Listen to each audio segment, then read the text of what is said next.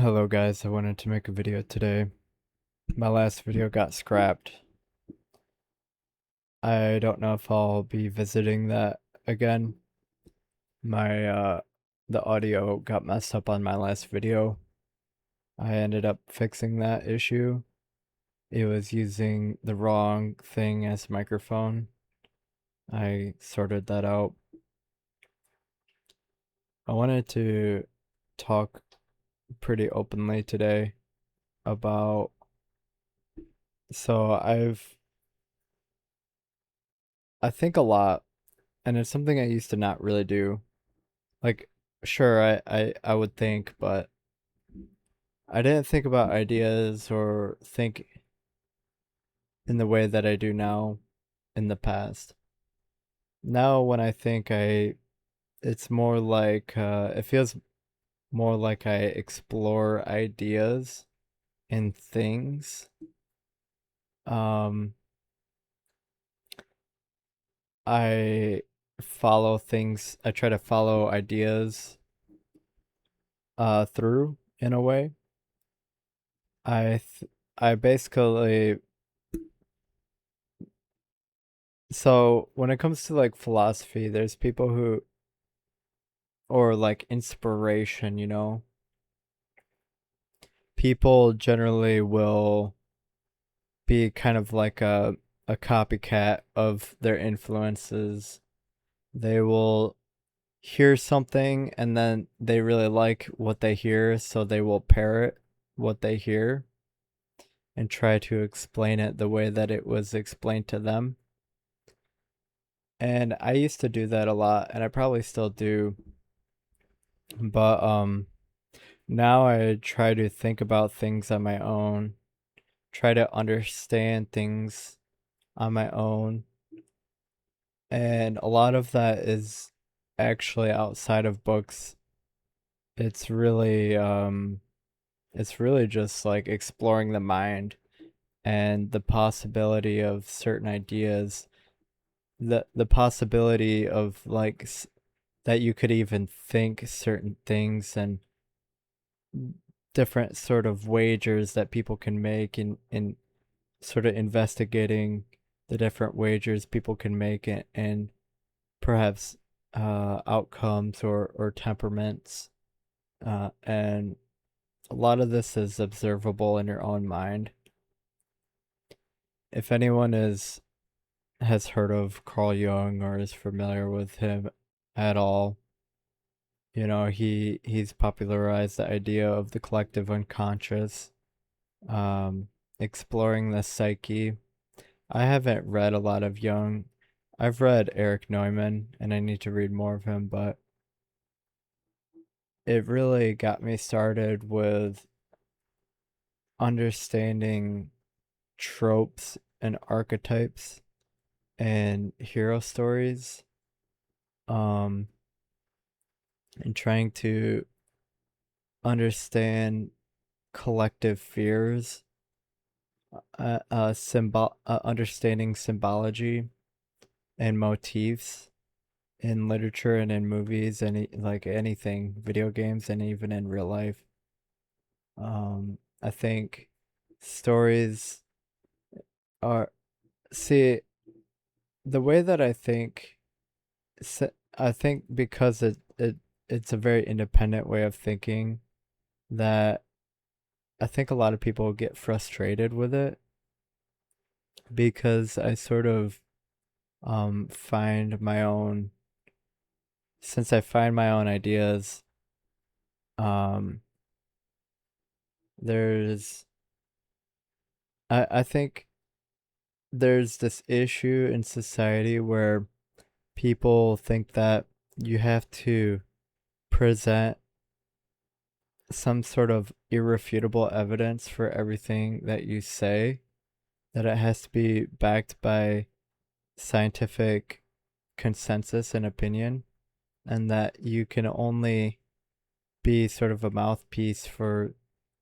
these authorities, and everything else that isn't of this authority is basically chaff, and as you can just easily dispense with, because they aren't your um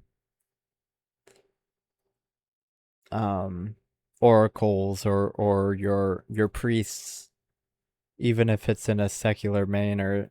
You have these truth holders, and everyone outside of that is just a quack or a charlatan.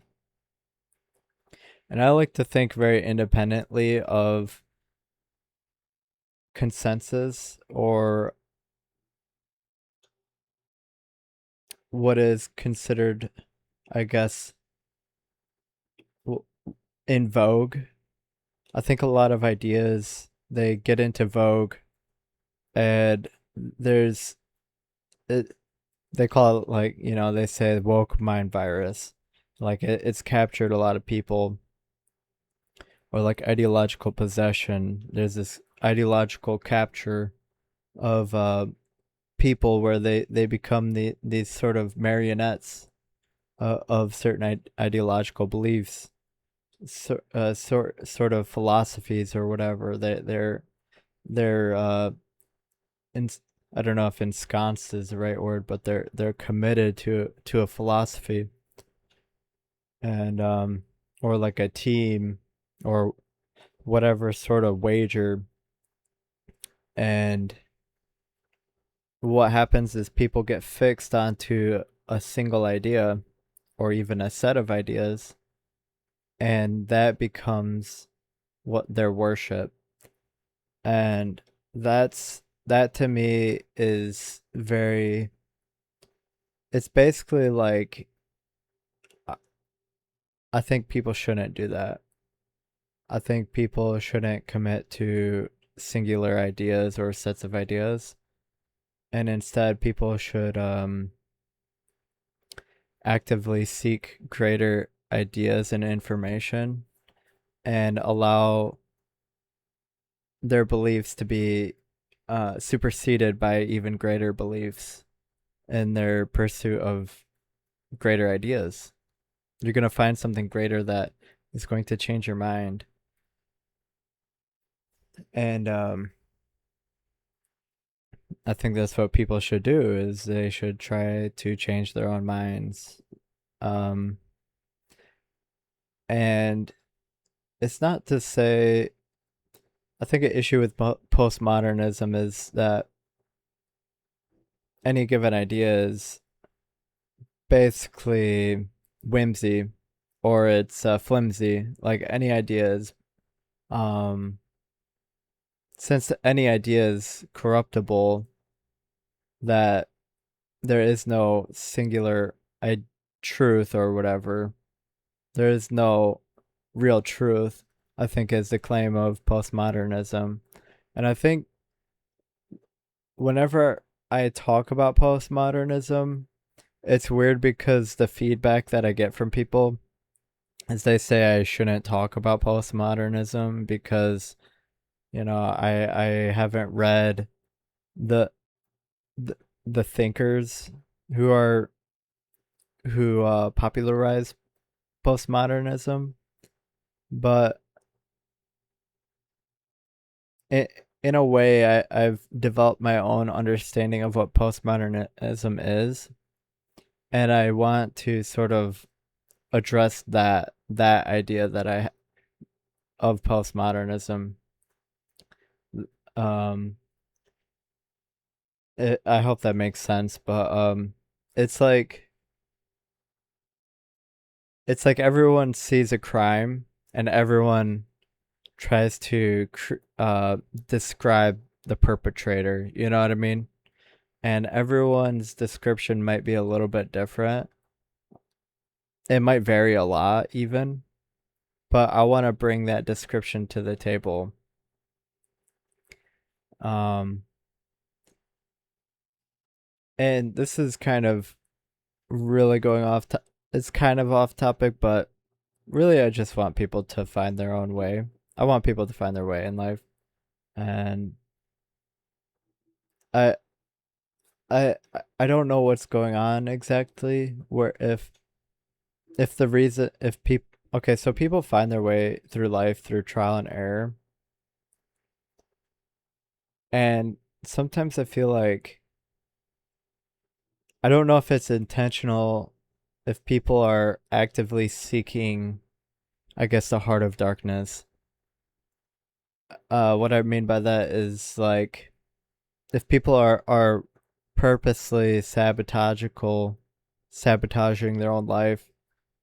Um, I think people do it all the time. Actually, I think essentially everyone does some form of self sabotage. It's extremely rare to find someone who doesn't self harm in any sort of way. I try to be that person that doesn't self harm. Um, I can't say for sure that I am because um, I can't see into the future. But it's what I try to adhere to. So so I guess there's this idea of like trying to find your own way. And I wonder if people actually are self-destructive, or that, you think about like what led to Nazi Germany, what led to the Soviet Union, what led to Mao's China, and you just kind of wonder like what is it? Um like what was the aim?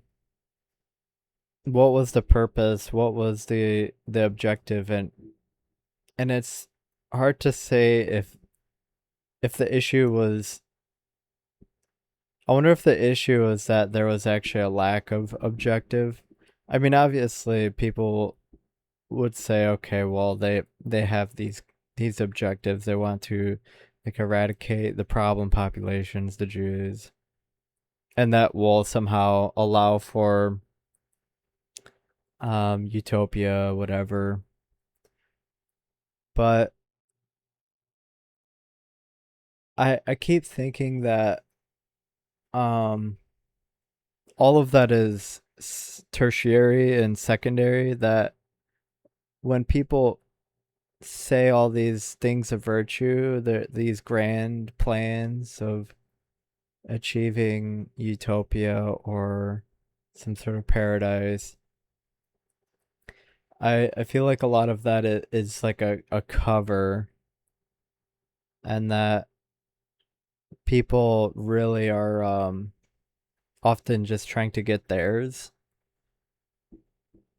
I think what happens is people become so dissatisfied with their life that they get sort of greedy, that they want something,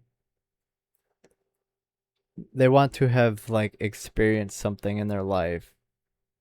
And it's, I think, this desperation where people feel like they haven't attained, they haven't won, um they haven't really lived their life. Like they've been held back or whatever. They've been a slave. They've worked their whole lives, and or whatever it may be. And it's like there's this rebound of a lack of impulse control, a sort of splurging. And this is I think what is more so the motivation behind tyranny, is that um it's like the bounties. um so there's an idea that actually challenges that notion, and you think of like the Dark Knight Batman, where Joker, he's just burning a pile of cash, and and um and he, it's like some people just want to see the world burn. Like he doesn't care about the money. He's just trying to create destruction. And And that honestly is a very, I think, powerful conception, that that if people could do wrong, that some people would actually attempt to do wrong. That if there was a way to act that was bad or negative, there's people who would try to do that. And I wonder how much of this is actually happening in the world and how much of this is actually governing. I think it's actually I think it's sort of like a one of the most terrifying ideas that I ever learned was the idea of uh Ouroboros incest, which is a student of Jung. He talked about this idea of Ouroboros incest as being sort of this idea that you're trying to return to the pre-conscious state from before you were born, that state of sort of unconsciousness, that womb-like place that everything is taken care of for you. Um, that maternal sort of security, I guess. And and it's like a sort of turning away from the path of individualization, where individualization is sort of the becoming conscious of the great struggles in the world, like pain and suffering and so on, and this sort of change in direction and back into sort of the womb-like state, um, pre-consciousness. There's this idea associated that with that people, when they become unconscious, they actually become sort of possessed by their shadow, I suppose, or the shadow of the collective unconscious, which is a weird idea, but it's basically trying to talk about how people are often in these very low states, that they people will do things that they thought they never would. People will commit acts that they never in a million years would have dreamt of ever doing. And I mean that in like committing atrocious acts. Like people, excuse me, people it's a weird thing to think that in sort of a drunken state of unconsciousness, that people kind of open themselves up to forms of possession. And it's a very woo woo thing to say, but I think there's something to it, that when people become so blind and lacking of accountability, they don't see where they're going. They don't see the effect that they have on the world. They don't see the pain that they cause when they make mistakes. And so, like, I think when people live a lie so profoundly, it's like a slippery slope, and people may choose this path of sort of rebellion or whatever it may be, but I think it can actually uh it can take a hold of people, and at that point it starts to, that free will, I think, starts to get challenged, where people, it's like then it starts to toy between possession and intention and willful action. It's like people and it's like anyone is susceptible to this, and I felt like I was susceptible to this, and it freaked me out so badly because I think this is kind of how tyranny comes about, is that people lack accountability and they kind of go with the momentum of the crowd, and it doesn't matter what it is. It's more so it's the fact alone of um going with the whims of the crowd, and not sort of choosing for yourself, not taking responsibility of yourself, and blaming the crowd for what you do. And it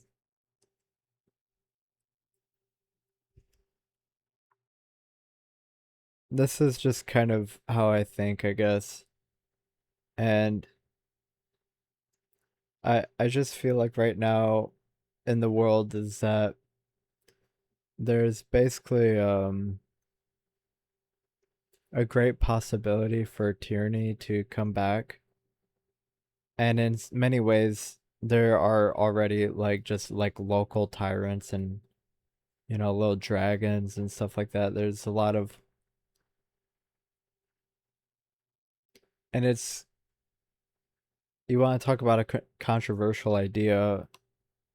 I think a lot of this stuff of like people saying punch a Nazi, and the only good fascist is a dead fascist. I see a lot of this stuff, and it's like I think this is actually what the Nazis did, is that they um is this sort of like scapegoating, pinning of labels, this hysteria, this witch hunting, and right now it's kind of in its infancy stage. And don't get me wrong, there's definitely people who are like extremists who I think they're so rare though. Um but I could be wrong about that. I see whenever I do see stuff online that is actually like Nazi like, where people are literally just talking about Jewish people and so forth. Um I don't see any of these like liberal people that talk about punching Nazis. I don't see a single one of them ever show up um when I actually see genuine Nazi shit on the internet. If anything, a lot of them kind of seem to get along over their hatred over the Jewish state of Israel or whatever.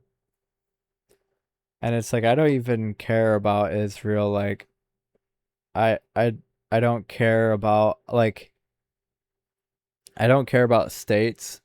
I don't care about borders. Um like I don't know.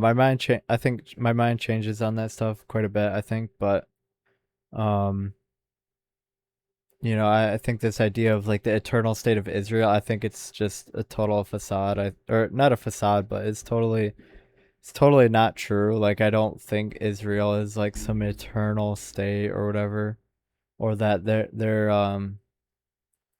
that God, it's like a God-given land and stuff.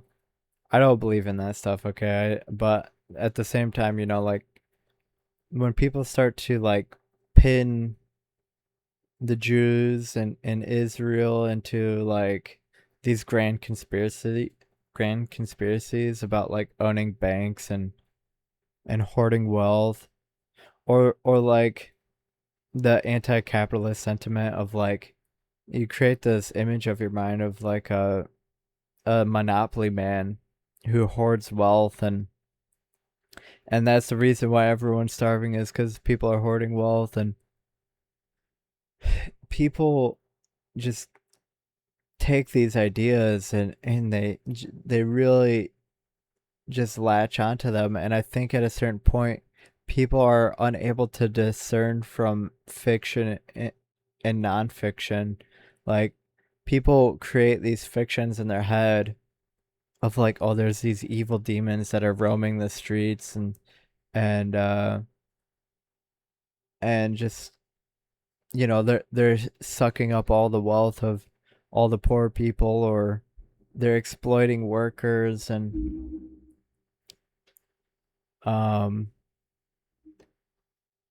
and that like all the profit is stuffed. You just,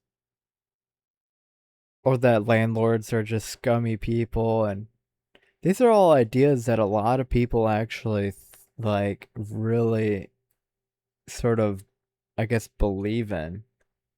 And to me it's like these are all just scapegoats predicated on probably fiction. It's like there's a hint of reality in a lot of it, but at the same time it's like, um it's these fabricated sort of straw men that people love to attack, whether you're left or right or whatever the hell. you know People fabricate these straw men in their minds of how horrible and evil something is, and then they just attack that straw man. and in reality it's just like it's just prejudice. And fair judgment seems to be a very rare thing, that people are judged before they even receive a trial. That, like, it's that people, I want to say that they're so greedy to like be a hero, that so many people have, like, it's like their lives have gone so unfulfilled that they want to, it's like a last resort for their life to sort of have some sort of meaning, that people resort to like vigilante things of like wanting to hunt other demons. It's, in my mind it's like this idea of like demons hunting demons. And it's like this idea that if a demon just hunts other demons, that they're going to find some sort of redemption. Um I kind of don't think that's how that works, honestly. Um but the thing is that whether or not it works is like secondary. It's this, that what people want to believe in something, whether it's like the Communist Manifesto or it's like Hitler's final solution. People want to believe in something, and whether or not it's real is actually not really important, which is, like, whether or not someone is guilty or not of what they're accused of is a secondary matter, if you know what I mean. Like, um people will make an innocent person, they'll dress them up as a villain, and treat them as the villain that they want to pursue, so that they can try to play the hero, that they can try to get try to get some sort of feeling maybe of what being a hero is like. And it's a weird thing where people will fabricate villains out of innocent people, and it's not new. We had that with the witch trials, the Salem witch trials. You had that in the Soviet Union. You had it in Nazi Germany. The list goes on. Um, where you have it with like radical Muslims, you have it, Islamists, you have it with like imperialist Japan.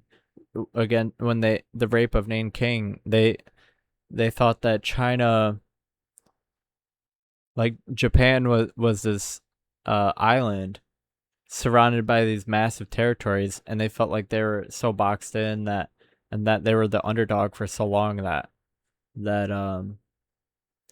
they thought that like China was sort of their um they had sort of a grudge against China, and they really just took it out on their civilians, and there's mass rapes and murders, and it's like even that story, that political story of like, oh, maybe Japan was the underdog and all this stuff, and um they they they were really didn't have the power before, and they didn't have the weaponry, so they were kind of um maybe not the most respected, and so it's like all this story is like great, I guess, and everything, but even that is like, I feel like people instrumentally use narratives like that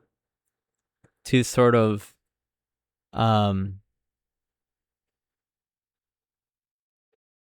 to kind of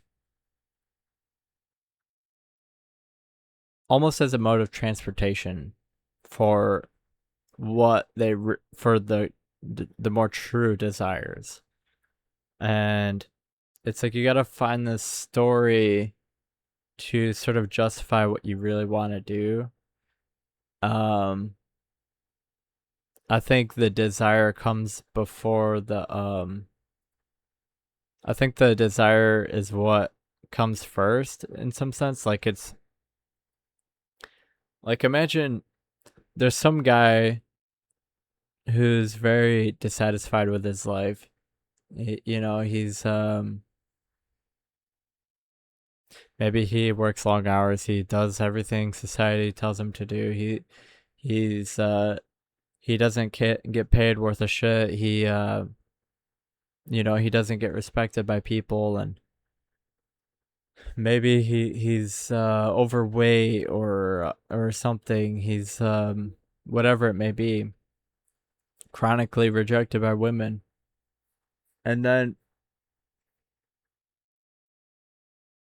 and then um you present to them a story of that this person can be like, I'll just get into what I really think, which is going to be really crazy, but then you have these people who are like vigilante pedophile hunters, and it's like these people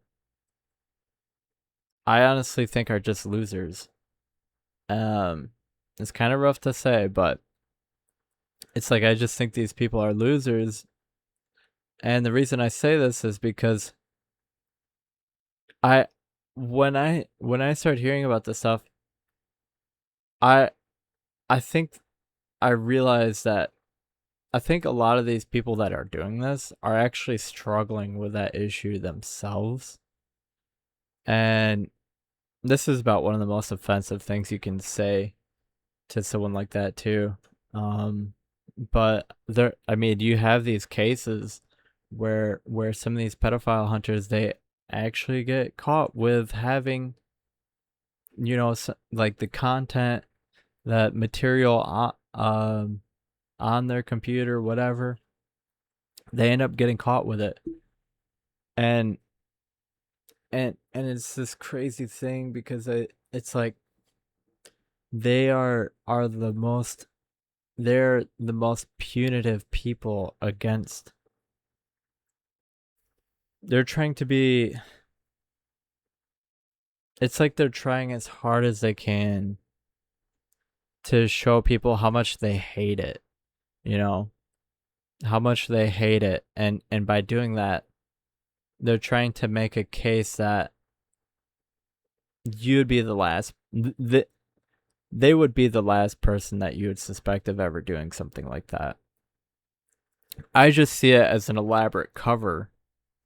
Like, I think it's an elaborate cover. I That's what I generally think. And now, don't get me wrong, there's people like Chris Hansen, there's professionals that who go about things more according to law and just and in a more professional and organized manner that I think are doing a great job.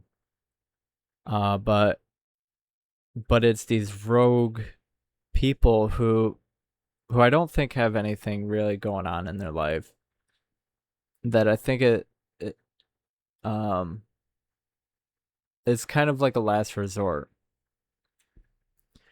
and it's like a wager. It's the final sort of bet that that these people make in their lives, that they want to maybe support a cause. And it's it's like I said, I think it's kind of like demons hunting demons. And and I don't think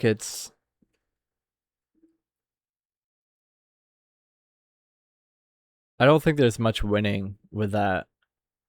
um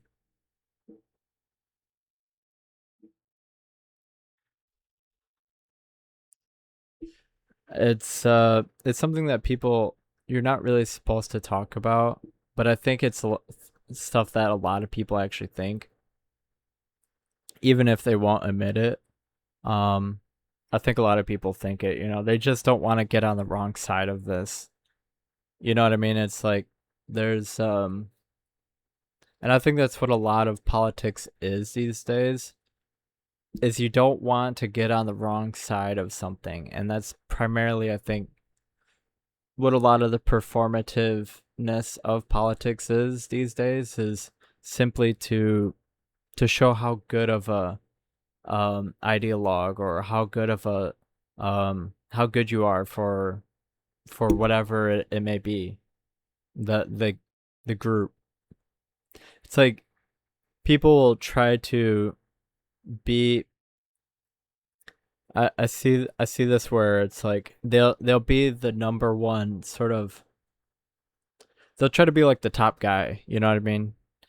And they'll be the biggest and the baddest. And I think it generally is because it's like I said, it's like they want to be the last person you'd ever suspect of ever being like a transgressor. And so you have these people who are extremely puritanical, who are like, they're like the goose steppers that spot check everybody, who makes sure everyone is in perfect order, that there's no books or literature in your collection that is undesirable in any sort of way. And um, that your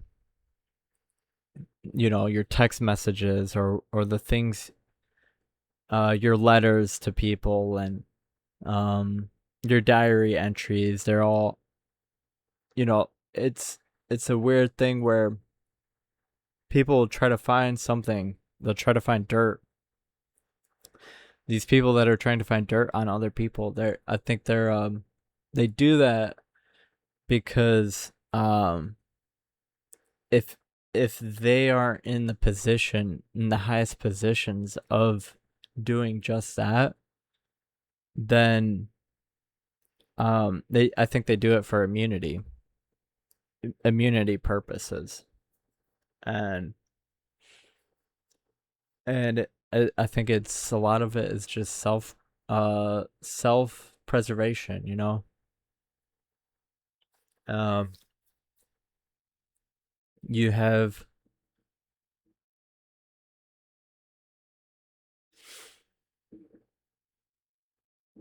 and it's a weird form of, I guess, I guess you could say, clout or authority, where it's like a reputation. um and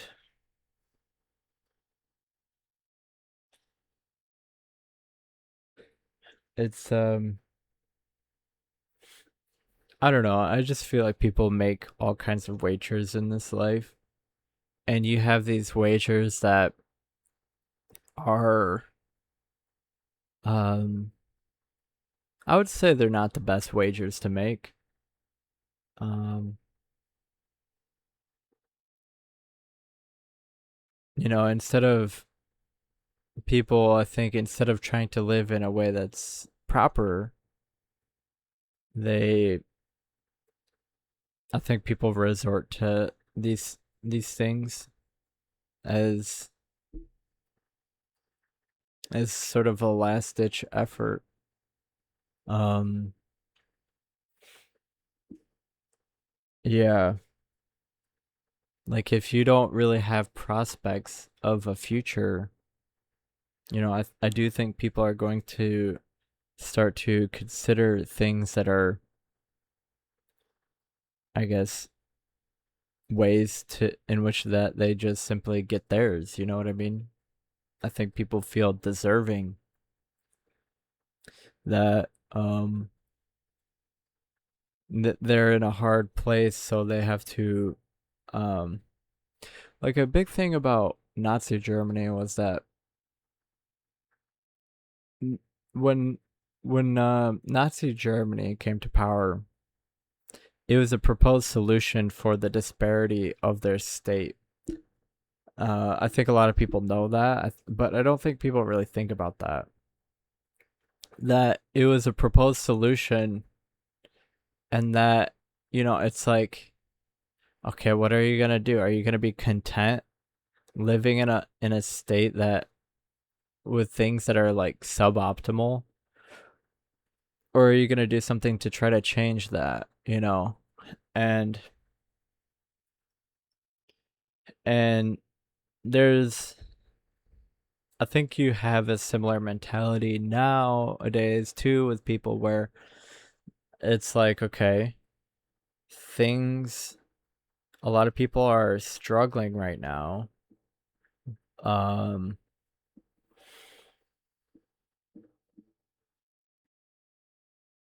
you have a lot of people that are struggling right now. Don't you want to solve this? Don't you want to fix this? And it's it's like you have this pre I guess you could put it in revolutionary terms, you have like the pre-revolution and post-revolution, and there's this idea that through revolution and through violence and um just trying to dominate, trying to win the power struggle, that through winning power struggle that through winning power struggles that um you will somehow achieve a utopia. um I think it's this weird lack of humility, I think, where people just presume that either they or their group can just simply win, um just rise to the top through just machiavellian machiavellian tactics, basically through like lying, through power, violence, coercion, force, um, just using anything at hand, sort of, Um, and it's this idea that you have everything to gain, but, it's in the Communist Manifesto where, you have nothing to lose but your shackles. Um, and and that's a very sort of that sort of framing, I think, is makes it a very honestly, I would say difficult thing to unpack because um you have things like slavery that are definitely like immoral, that things that we have, um I think we've largely learned from as recognizing that it's suboptimal for there to be slavery, and the idea of like the slave that I guess throws a revolution over their people that are enslaving them, It's a very romantic idea, Django Unchained. And, this, I think this idea of sort of like, the oppressed and the oppressor, um, I actually do think that there's some merit to it, given it's true, but there's other times where I think of, I worked at a restaurant and I knew the owners there pretty well. And I don't even agree with their politics and stuff, but at the end of the day, it's like I respected them. And and then you have these people that come along and they just want to wipe people like that out. And it's like it's very um that may seem like a straw man, but no, I think that's actually the case. I do think that there's people that want to sort of indiscriminately want to kill people that are like landlords. I know someone who's a landlord who rents properties. He's younger than me, and it's like he's trying to make money. He wants to get rich. I know he does. But I don't think he's like a bad person. And the idea that um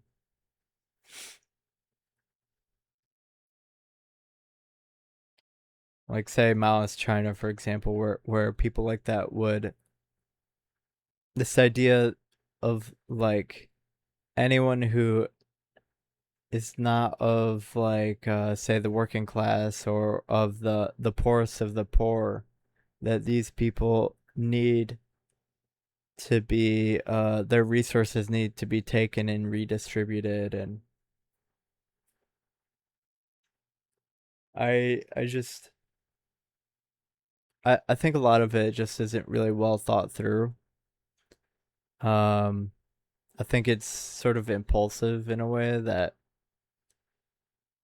to pretty much believe that, if you go on this mass crusade against uh people you deem oppressors or whatever it may be, that and that you can never sort of do no wrong in this pursuit. um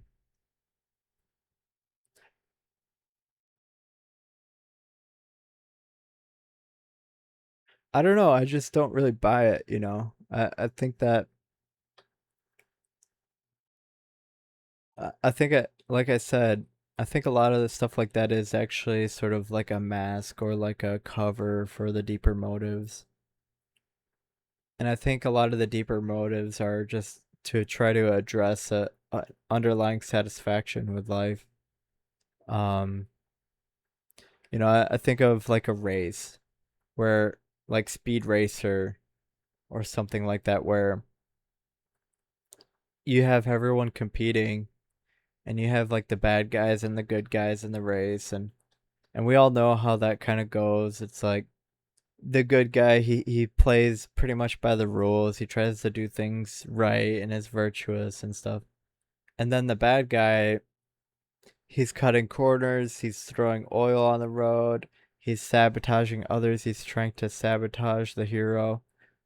Um and it's because the guy, and they might even actually make it to first place. They might win.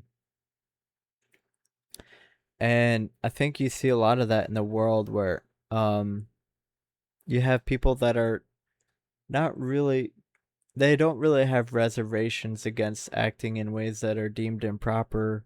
um and like rudeness or volatility, public crash outs, and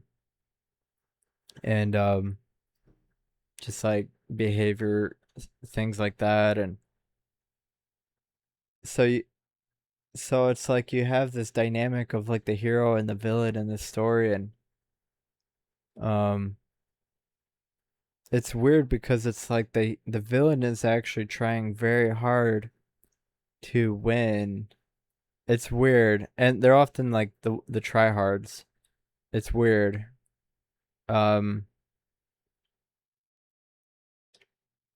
but it's like they have if only they would play the game properly, but they don't want to do that because maybe it takes a skill, like there's a whole humility process of like, if you did things properly, you wouldn't be at such an advantage, and that humbling process, I think, is a lot of people don't want to undergo. They don't want to find the proper zone at which their skill level is actually at. They don't want to properly calibrate themselves in the challenge. They simply want to not be the loser.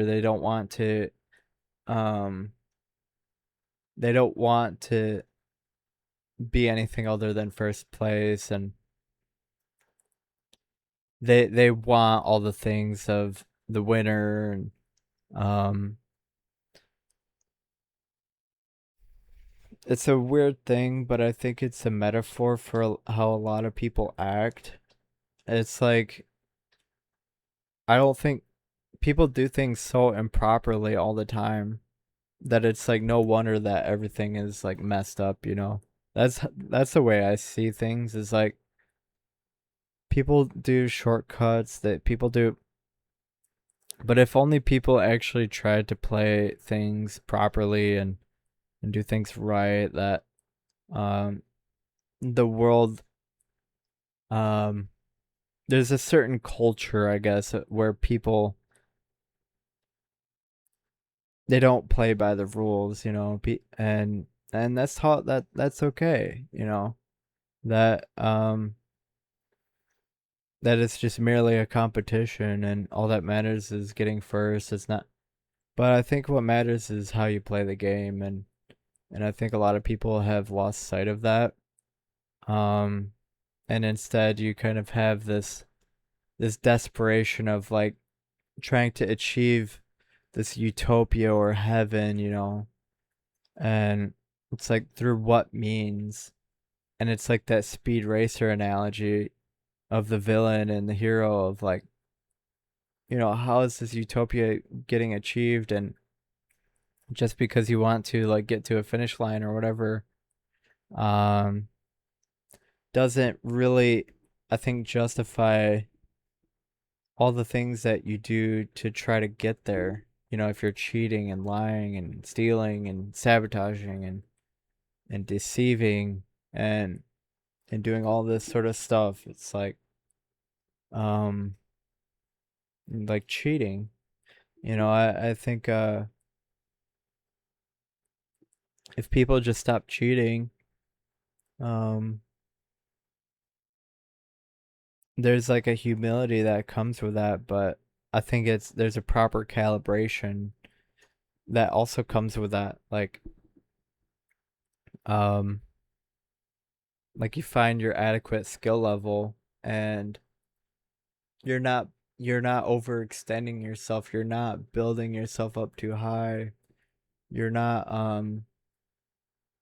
creating a persona of like um of competency that signals out to people that they should rely on you when you're really not someone who's reliable, and so forth. I think with honesty comes proper signaling, excuse me, and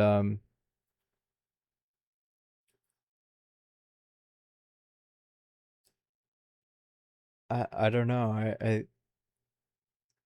I think with tyranny is ultimately there's basically like the truth and the lie, and I think what happens in tyranny is that everyone's living a lie. Like no one's really honest all the time, and right now you kind of have this war against like expression and suppression. You have people that want to express themselves, and a lot of people never do, and then you have uh those that are suppressing others, and and that's kind of like the truth and the lie, it's like the truth doesn't get expressed a lot of times, and instead the lie, I think, tries to reign supreme.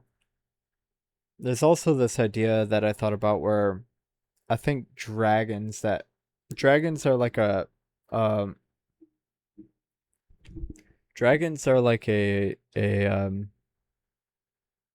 a foreshadowing of the arrival of heroes. If there's a really big problem, it's like a foreshadowing. I think like every problem implies that there is a solution, and that like if there's a seemingly unsolvable problem, that there's going to be essentially like endless solutions to try to solve that problem. And that I think there's I think that's how life operates a lot of the times, is that there's like these big problems. People are often like born with problems. I was born dealing with weight issues as just a single issue I can, name. And trying to address the weight issues, like I learned how to eat more properly. I learned about a carnivore diet. It didn't solve all my problems, but um, you know, how, the diet, like when I learned how to eat from trying to lose weight, it actually taught me what foods actually like fuel my brain properly. What foods will help with my immune system? What foods will help with you know, like um just overall functioning of the body. And that was, I think, if I never had that problem of trying to lose weight to begin with and I never took it on, I would have never learned that. And you know, and I feel much better now that I don't eat um the old diet that I used to, like just growing up and stuff. It's like um I feel better. I feel more clear-headed. Um it's like I literally see the world in a different way. Um I probably avoided some hospital stuff, some illness, and and I just think that, these problems that people are given, in some sense, they're born with weight issues, illness. When people try to tackle these problems, um, they try to discover a solution. They might discover bits and pieces, or small bits of solutions, like a lot of lessons and a lot of. You may not find the cure, but you may find a little small cures. You know what I mean? So, like, I think that's really important. Um, and I think we should kind of have this mentality in general in life of like, there's big problems, and maybe we can't really solve them, in some instantaneous moment. But if we divert our attention enough to problems that we can actually work to solve them, and even in part. or part by part, piece by piece. And this is I think sort of something akin to human purpose. Like, you know, someone may be born with like cancer, and that person, it's like they're it's like the problem that they've been given in life, and if they could probably work to help solve that problem.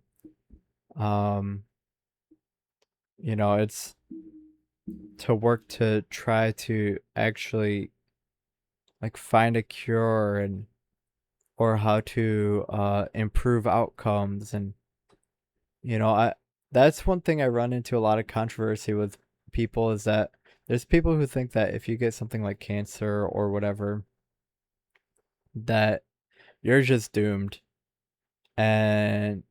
and if you try to suggest any sort of advice or anything to help, or that people should try to help themselves, it's like you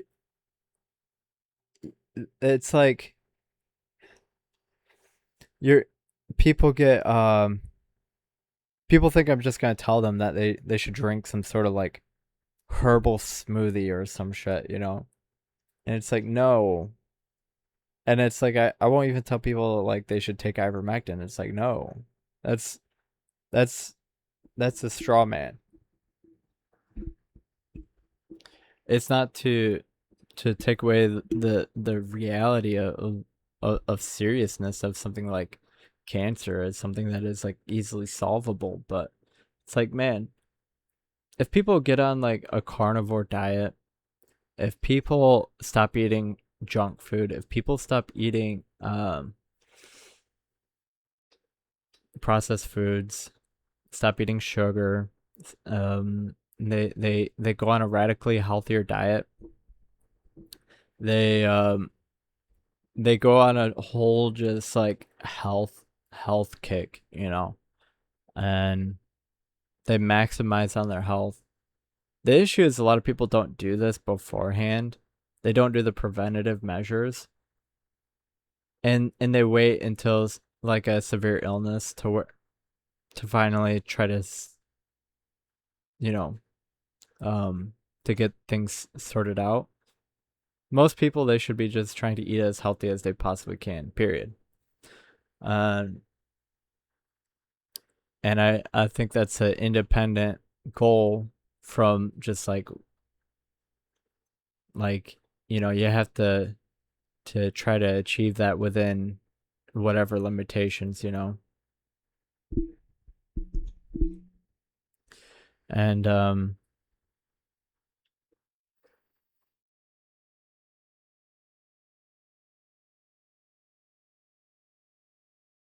it's weird because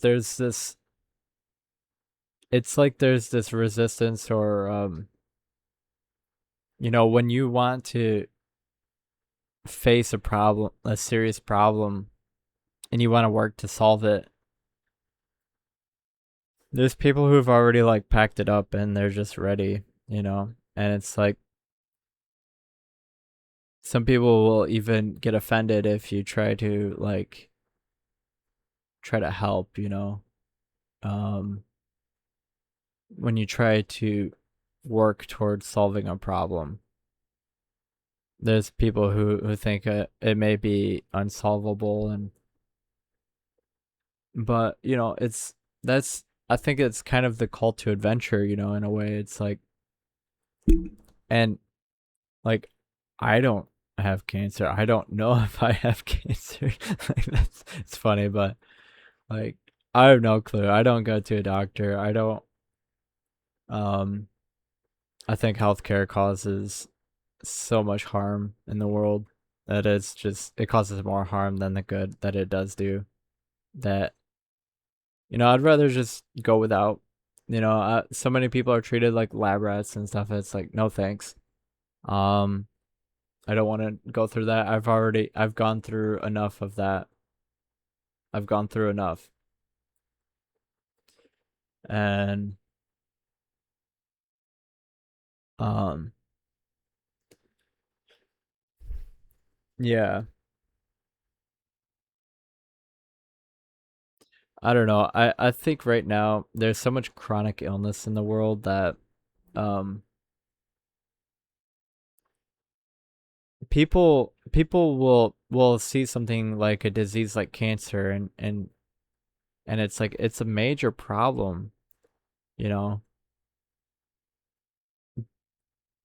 It may not be immediately solvable, but there are things that can be done to, and this is just one example. It's basically a placeholder for many given problems like diabetes, um, whatever it may be, obesity, um, heart disease. It's like um, all of these problems is like, um, sure, you may not be able to cure it in one person, but what about everyone that is afflicted with the same problem?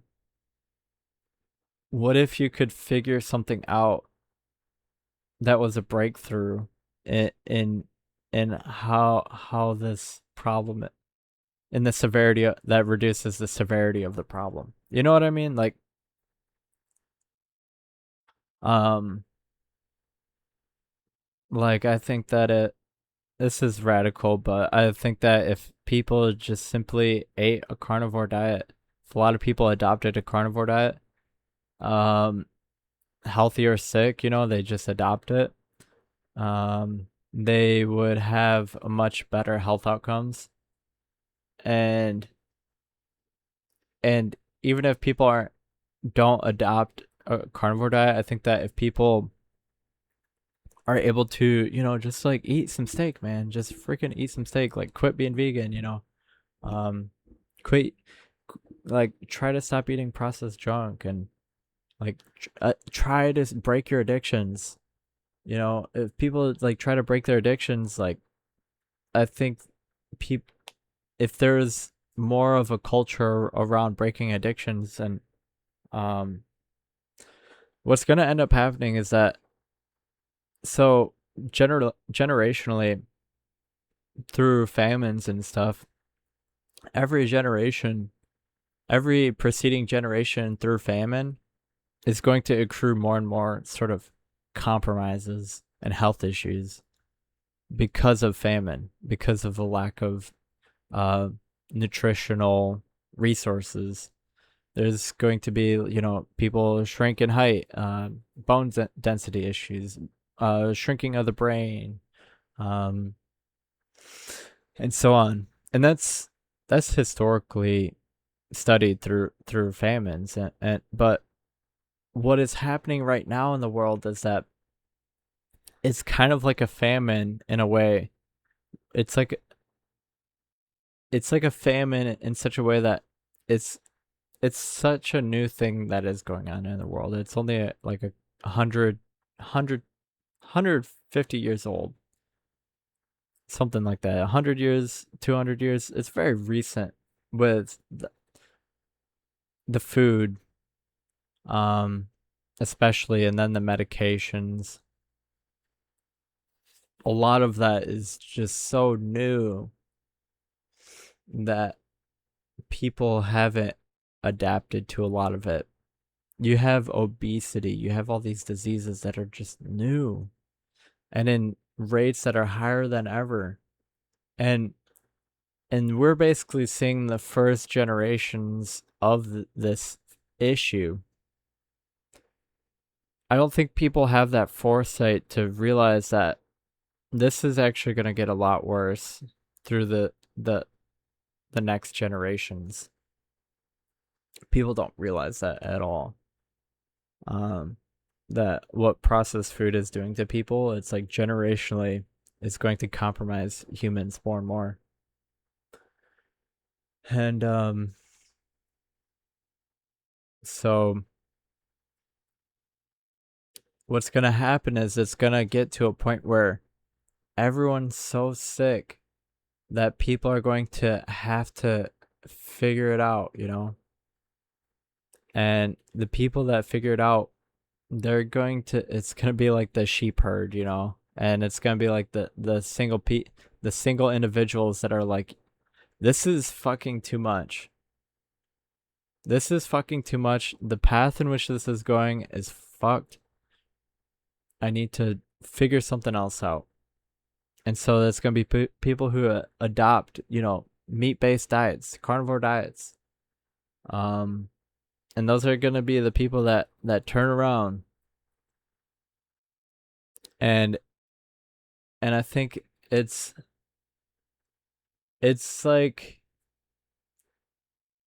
um it's not even an immediate fix in itself, because like, if you have serious health issues, a carnivore diet is gonna help, but it's not gonna just like magically make you like a top tier athlete. It might help a lot of people actually, like kind of. It might kind of do that for some people, but not everyone. Um, and so basically, it's like the issue is gonna get pretty bad, but I think there's going to be people who are like the survivors, you know what I mean? There's going to be people who are like, they're going to they're going to be like the freaking people in um in the Terminator, you know what I mean? They're going to be like the last survivors, who are the people who try to focus on their health and um go about it the right way. And this is, I think, going to get more and more rare. Um it's going to be more and more rare because just generationally, I think it's rare for people. It's very rare for people to adopt a carnivore diet for like their life and for their kids and stuff. But I think there's gonna be a call for it, pretty much. It's kind of a ridiculous idea, honestly, but um that's just one thing, you know. And they're gonna be like the preppers, but I digress. I think that we need to realize that there's really big issues in the world, and we gotta try to work to solve them. Because right now it's just gonna be like these lone individuals who take matters in their own hands and who try to fix their life, and those are gonna be rare example. They're gonna be rare outliers, but I think we have to kind of try to think about these broad issues like obesity and be like, okay, um, or even corruption like tyranny, and like think about, okay, how can we, what do we do about this? And I think the biggest thing right now is that we need a society that is true. Um, I think we need a culture. We need a culture that is that values truth. And that might sound just totally religious and whimsy, but um it's about discernment and recognizing what works and what doesn't. And and, and there's this sort of arbitrary power thing with advice and authority, with like medicine and stuff. You're only supposed to listen to your doctors, and they're like the fucking, you know what I mean? And but if people can recognize what's true, what works and what doesn't, and recognize that a lot of the advice that people give is like, it doesn't work, um, and people seek out what actually does work. Um, and the truth is like um, a society that is if people tell the truth, they're gonna be able to the validity of what they say, the reliability of what they say is gonna improve, and when you have, and I think discernment too is like when no one is speaking the truth, there really is like no discernment. There's essentially like no compass, and people lose their way, and I think people need the truth to really find their way, and and I think if there is no truth, there is no way. That's kind of, I don't know, it's kind of crazy, but I think in some ways it is kind of true, you know. It can definitely be true. Um and yeah, I think that's what I should just probably leave this off on. I I think if people try to talk in a very careful way, that they try to be very precise in their speech, try to say things that are only true, and they try to follow things that are, sorry, they try to follow things that are also only true. That too is like, um, right now there's a lot of faith-based stuff going on where people don't really know if something is true, but they just follow it. But I think if people follow what they know to be true, um, it'll help things a lot. And um, you don't want to wager on a lie. You don't want to um have a lie be your religion. And and we have to update our ideas. We have to find better ideas. We have to keep doing research. We have to adopt whatever is best, rather than cling to just the old. And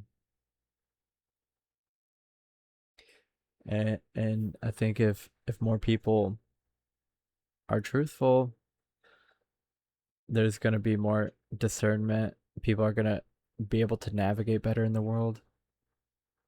There's this chaos when society is just, when everyone's living a lie in society, it's tyranny. I think that's literally what tyranny is. Everyone is lying. No one's telling the truth, and and we can't let it get to that point. Um, so thank you guys for watching.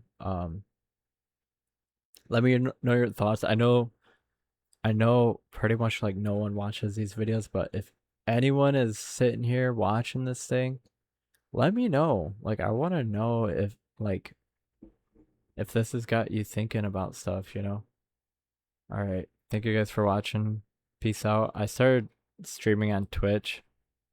I think I'll only stream on Twitch now. I tried to do multi-platform, but yeah. So you can check my description, my channel description if you want to find that. I try to I've been trying to stream very often recently, but we'll see how it goes. All right, thank you guys for watching. Peace out.